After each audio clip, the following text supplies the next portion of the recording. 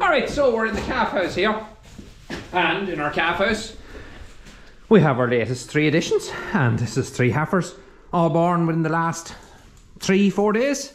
This one here kind of was a wee bit of a surprise because the markings, when it first came out, I looked at it and said, are you a Belgian Blue? Because you look fierce like a Belgian Blue. And I was hoping it wasn't. We do have Belgian Blues in some of our later cows, but shouldn't have been in this one. We're talking to our AI man, the man that does all that stuff for us, and he looked at it, looked at the code and said, yeah, that's normal. That is a Frisian. We did see a few like that the year. So look, I said before, we had a very, very poor amount of heifer calves the year. It was nearly all bulls. I'd say about 80% of them were bulls. But now with the last few cows as calf, we're getting heifers. Yes, they're late. Definitely late. I like to have the January, February heifer calf. They always do better for obvious reasons, but these will just be younger, smaller. We'll just have to look after them better and not let them out maybe as quick. Just giving them time to grow. They'll be 100%. This one here is a lovely heifer calf. Absolute beaut of a heifer calf. That was born yesterday morning. And the same with this one. Very similar markings to the cow. It was born the day before yesterday. So we're getting there. We've 10 heifers now. And 10 heifers is 10 heifers. We've still more cows. They're AI to Frisian to calf. Well, 3 more. The AI to Frisian. They're going to all be calf now in the next week. So hopefully get another heifer, maybe 2 out of that. And that'll be it. That's happy enough with that. They're going to be younger this year. They'll be smaller when they're out, but they'll not be let out as early. But they will grow like any other calf. It'll make no difference whatsoever. We just have to delay everything a little bit just to make up for that little bit later of a calf. But we can deal with that. As long as we have our nice healthy heifers, that's all that matters. You would have seen on Instagram, if you guys follow us on Instagram, I'm not sure if I put it up on YouTube, but I think it was just Instagram. We had a calf born here, a bull calf born here, which would have been in this pen here. So when that calf was born, it didn't get up. I noticed it was struggling to get up. It didn't actually get up on his feet for about 5 or 6 days after it was born. Which is unusual, but it's not unnormal. I've often seen Belgian Blues, big lumps of continental calves that wouldn't get up for a week. And when they would get up, that's it. Once you get the feet onto them, there's no putting them down after that. But this one was different. Even when it did get up, it didn't seem to have the power on the legs. So we're going to have a look at this calf now. So you might remember that post. It didn't seem to have the power in his legs. It seemed to be kind of paralysed on his back. I thought it was his legs first, but it wasn't. It was his spine, and it just was kind of half paralysed in the back end. So if you guys seen it, you'll understand exactly what I'm talking about. Those of you haven't know the kind of story now. So that's probably about 2 weeks ago, and here's the calf now. The only one that has no jacket on it, and it's flying about. It's not perfect. Let's see, can I just move it? I don't disturb them now because they're not long fed. See the way it just goes down slightly on the back? Wee bit wobbly on the back. See, the legs just doesn't do exactly what they're supposed to do, but it is walking, see that? So what we did with that calf, when it was about 3 days old, I lifted it every day. I lifted it 5 or 6 times every day. I had a balance in the calf because it could stand but it would fall over, and I just wanted to balance it to make sure the calf was alright. After about 6-7 days, the calf was getting stronger and stronger on his feet. We then would take the calf out of the pen and take it for a walk. That's exactly what we done. Take it for a walk around the house. It would follow you with a bucket of milk, and that was strengthening up his back legs. Believe it or not, it took a little bit of time, but it was strengthening up his back legs. Just physio. That's all it was, a bit of physio. And then we'd leave it back up in the house, and the calf got that used to it that it would know we were coming about 5 o'clock in the evening, and it would hear us coming just when it's starting to get hungry, and run out that door after us and out onto the street, around the house maybe once, twice, and then back in. And that has worked wonders for that calf because I can see it every day now, an improvement. We're not going to sell it until I'm 100% happy with it, but there's no doubt that calf will be dead on. It may never be 100% perfect, but it is thriving, and it will continue to thrive. It may just have that little thing in the back legs for the rest of its life, I don't know. And then again, it could completely recover from it, but every day it's getting there. I'm going to just put a jacket on that calf actually now. It's not actually cold, but I'm going to stick a jacket on it, and I'm going to adjust these other jackets on these other 2 calves, and we'll get on to the next job. Settle down for a minute to get it on you.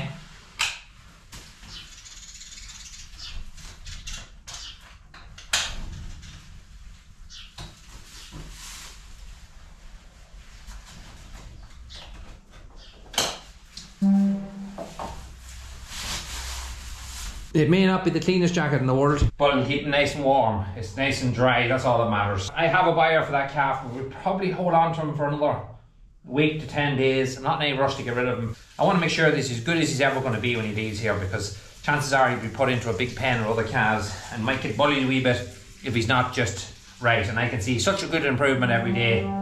We want to just hold on to him for a little while longer and just give him more time just to get a little bit better, because he is improving all the time. But anyway, that's it. We'll get on to the next job. So you're going to hear some very vocal calves here now in a few minutes. That's our 4 big girls in here. We moved down before in another video. 74 is very vocal, aren't you? And we know what's wrong. Coming to the gate, and the reason they're coming to the gate is they're weaned off milk replacer. They're early January. Actually, one of them's December born calf, so we normally wean them off milk replacer about 8 weeks or so, so they're well past that. But the reason that they're roaring today is we had a couple of cows, just as the calf was actually still giving them some of that milk in the mornings, kind of spoiling them by giving them milk all the time, but they're doing well for it. Better than throwing it out, putting it in front of them. We're clear of that now. They're all into the tank now, so they don't like it. They didn't get any milk this morning and they're a bit peed off, which I can understand, but they've been spiteful long enough. They won't be giving them any more milk at all from now on. They're eating plenty of straw and nuts and things, so they're fine that way. So that's the reason they're a bit vocal. And post Malone is on the back of the 54, and at the minute the shear head's on the front, and we're going to put in a couple of blocks of silage for these cattle here, and then the bucket's gone on, loaded full of posts, and we're going back to do the job that I love doing, and that's replacing broken posts. Now I don't want to put the cover back on the pit, so that's why I'm taking it out of this corner, because cows aren't eating a whole pile at the minute. Silage tends to dry out very fast this time of year, especially in front of them. I'm feeding every day now, putting in fresh silage every day, just small amounts of it, so that they have fresh food in front of them all the time. So I'm just throwing block into them now, because when I'm planning the bucket, I don't want to have to take it off until tomorrow. And the girls have a football match tomorrow, and I want to make sure I'm at it. I haven't been at any of the girls' football matches in a long time, so they're playing our local rival club, so I want to make sure that I'm at it.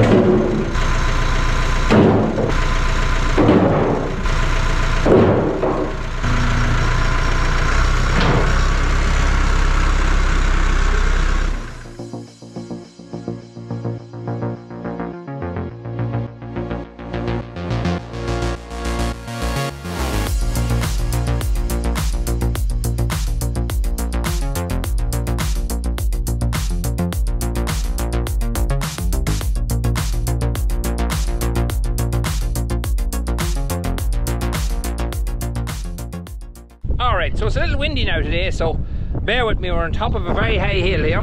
I was just actually listening to the weatherman on the radio, and his words was, today will be good mixture of sunshine, followed by the chance of sleet, hail and snow showers, followed by gusty southwesterly winds, followed by tonight a possibility of -2.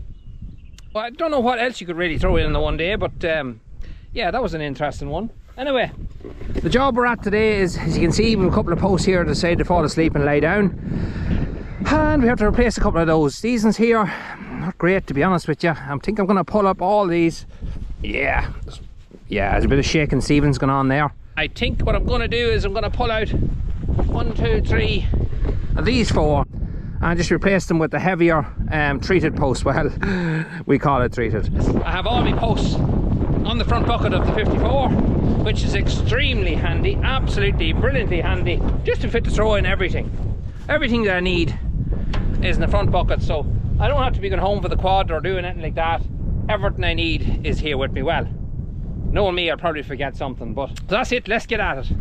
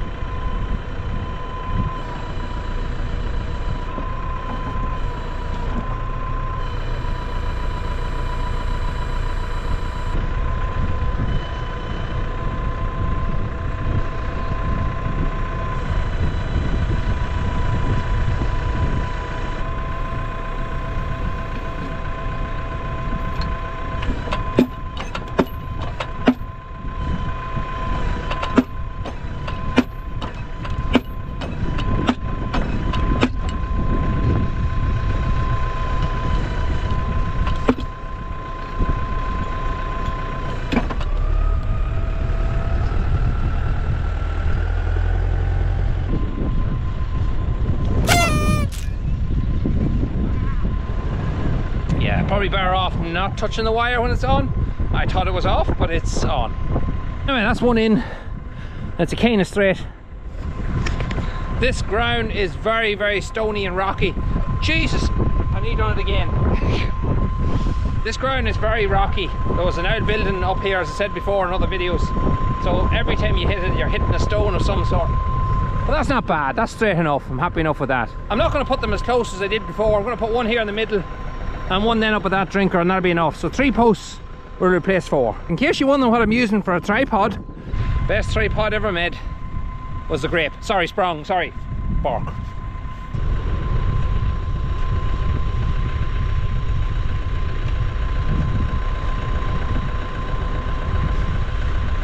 Yeah, I know there's a water pipe here, and me being me would probably put it straight through the water pipe. Yeah, and I was looking here, and there it is. That's just running down to that lower drinker. I didn't bury it, I just left it sitting on top of the ground going from this one to this one when it was fitted. Yeah, should have buried it, but look at it's there. So I'm going to have to make sure I don't put the post through that lovely guy there.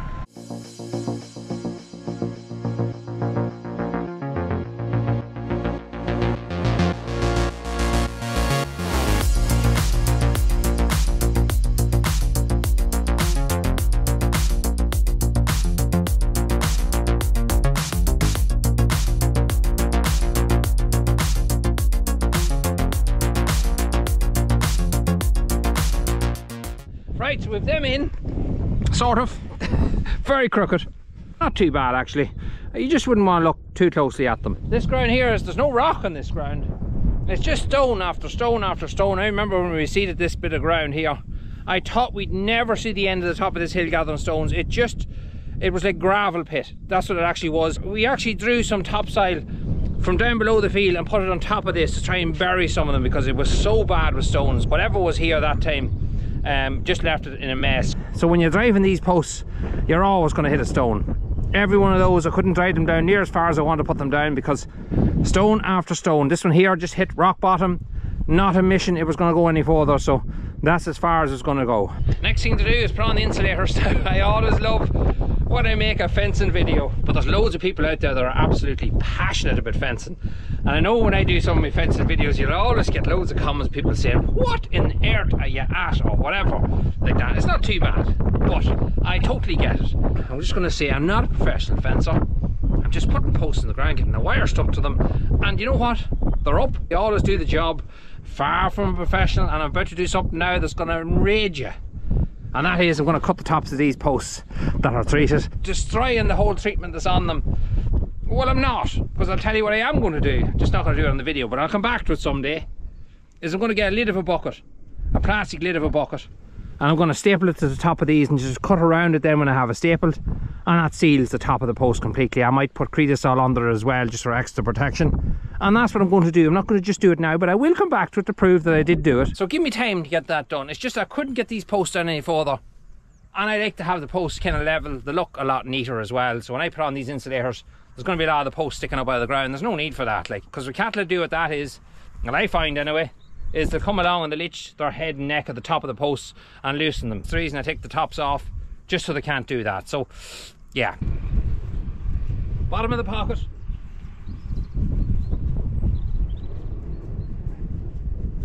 and if you're wearing high heels, top of the lower pocket.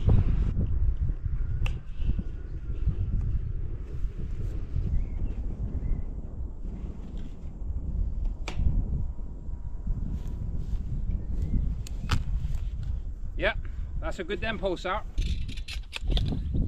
My father would watch my videos at home, which is great. He gets to see everything that's going on.